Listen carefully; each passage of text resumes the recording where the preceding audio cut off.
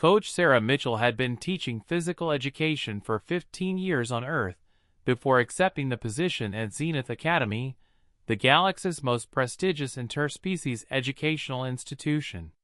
She'd prepared extensively, reading xenobiology reports and consulting with alien physiologists. She thought she was ready. She was not ready for the complaints. "Coach Mitchell," Principal ZYXLR's voice crackled through her calm on the third day. "Please report to my office immediately. We have a situation." The situation, as it turned out, was 12 alien parents demanding her termination, 3 students in the medical bay, and a formal petition to have human physical education protocols banned from the curriculum. Sarah sat across from the principal, a dignified Quarian whose scales had turned stress yellow. "Coach Mitchell, what exactly did you do in class today?" "Standard warm-up routine, sir. 5-minute jog, some jumping jacks, basic stretches, and a few push-ups." Sarah pulled up her lesson plan on her datapad. "I even scaled it down from Earth standards, since this is an introductory course." ZYXLR's secondary eyelids blinked in disbelief. "You had them run for 5 consecutive minutes?" "Well, yes. It's just a light jog to get the heart rate up. Coach, most species in this institution cannot sustain continuous locomotion for more than 90 seconds without cardiac distress." He pulled up a medical report. Young Tixley, of Venusian, experienced what his species considers a dangerous elevation in core temperature. He spent 2 hours in a cooling tank. Sarah felt her stomach drop. "I didn't know." Kriana K, from Proxima 4, strained 3 of her 7 muscle groups attempting what you call jumping jacks. And don't get me started on the push-ups. Do you know what happens when a crystalline from Epsilon Prime attempts to support their entire body weight on 2 appendages? They fracture? Sarah guessed weakly. Catastrophically. ZYXLR leaned back in his chair. "Coach Mitchell, I've reviewed your file. On Earth, you taught children as young as 6 these exercises? Starting at 5, actually.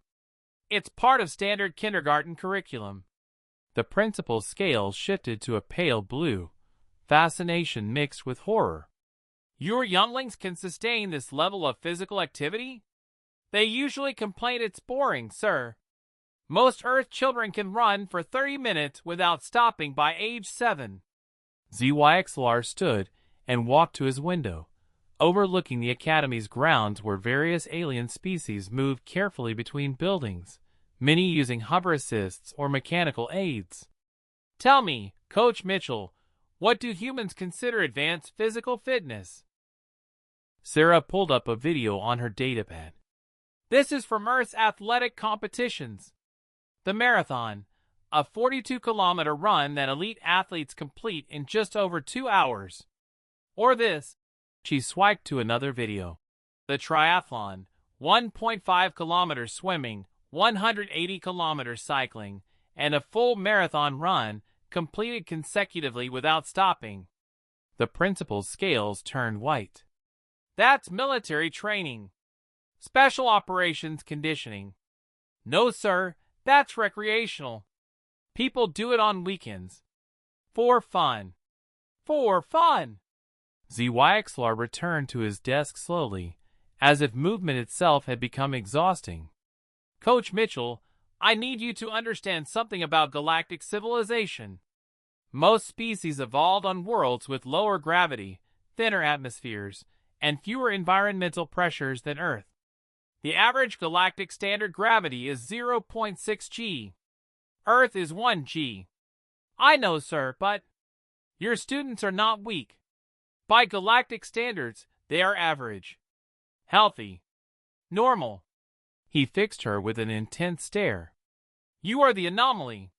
Humans are the anomaly." Sarah sat quietly as the implications sank in. "What do you want me to do?" "Teach them," ZYXLR said firmly. "But teach them at their level, not yours. Perhaps start with 10 seconds of walking? And for the love of the ancients, no more push-ups." Over the following weeks, Sarah completely redesigned her curriculum. A jog became a brisk walk. Jumping jacks became gentle arm raises. Even stretching had to be modified after she learned that most species couldn't touch their toes because they didn't have toes, or couldn't bend that way, or would literally break if they tried. But something unexpected happened.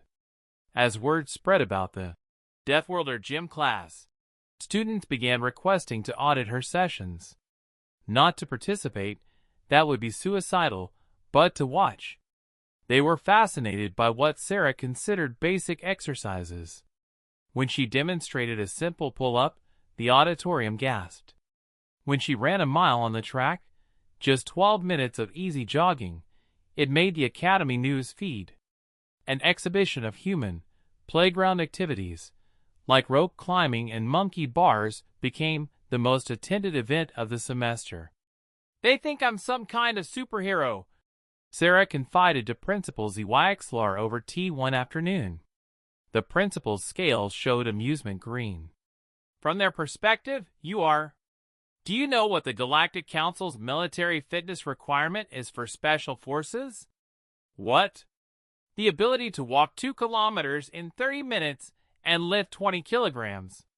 Earth's military requires soldiers to run 3 kilometers in 12 minutes and carry 40 kilograms of equipment while doing so." He sipped his tea. "Your species' averages are exceptional."